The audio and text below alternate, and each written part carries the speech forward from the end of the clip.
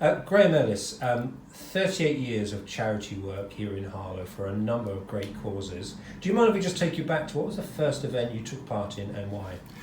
The first event I took part in was the very first London Marathon, which was held in 1981. And I thought I might as well do it for a charity while running all that way. So I did it for Princess Alexandra Hospital in Harlow, raising some money to buy some resuscitation units for babies in the hospital. And then from there, I sort of got the bug, and I've done a charity event every year since 1981, right up to the present day. May I ask, because some people just go from A to B when they go running and don't think about charities, but why? Why did you want to do it for charitable causes? Because I think these charities need our support. I mean, for instance, Sinclair Hospice need £8,000 a day just to survive.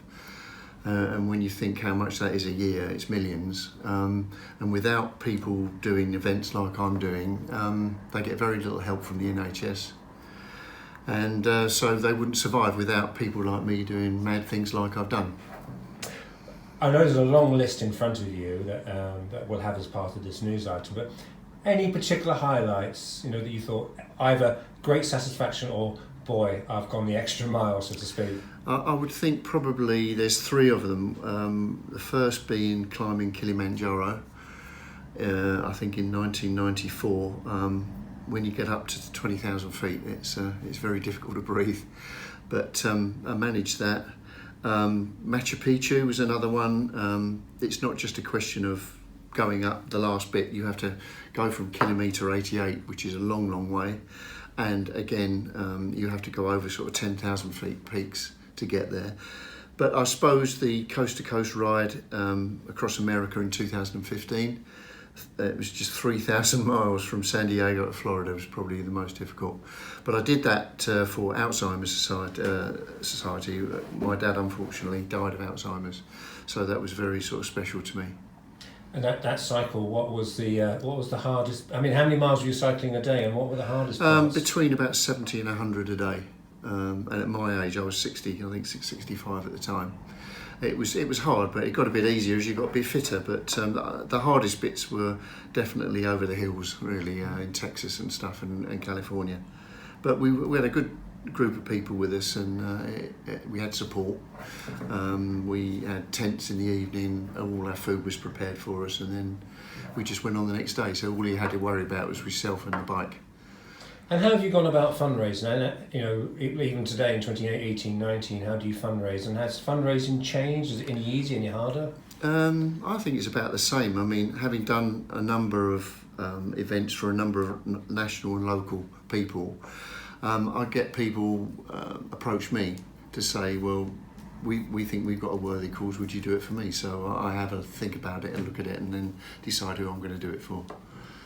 38 years of fundraising. You've got an event coming up that's almost a celebration of all you've done. Yes, my business has been going 40 years now, and we thought we'd couple the event with raising money for a very worthwhile charity, Sinclair Hospice in Harlow. They need £8,000 a day to survive, and we just hope that this day at the Hunter's Meat restaurant in Hatfield Heath we'll be able to raise certainly enough funds to keep them going for a part of a day, if not for a full day. And you mentioned business. Do you think it's important for all businesses to have some form of corporate and social responsibility to be able to do stuff for charity? Do you think it's an integral part of what you do? I think so. It's when you've got your own business, it's very easy just to concentrate on making money and doing all the rest of it. But if you can look outside that, there are lots of special organisations who really need support like this on a regular basis. And as you said, Sinclair is a very worthwhile cause. Yes, absolutely. It's local. I mean, I don't know if you know, they've only got 8 beds there, but it's the palliative care and all the other care that they give to people to, they spend the rest of the days in the best possible surroundings. And we should add, because your grandmother's BEM. Was that a surprise?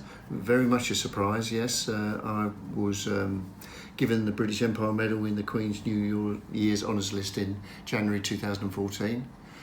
I don't know how it came about, but obviously my fundraising over the years, I've raised probably in excess of £500,000 in that time. So I think that was a recognition for that. And any future plans in 2020 and beyond? Not yet. I'm going to just get this. We've got this event next Thursday, the 26th. So I'll take stock and look at what I'm going to do next from there. Brilliant. Thank you very much.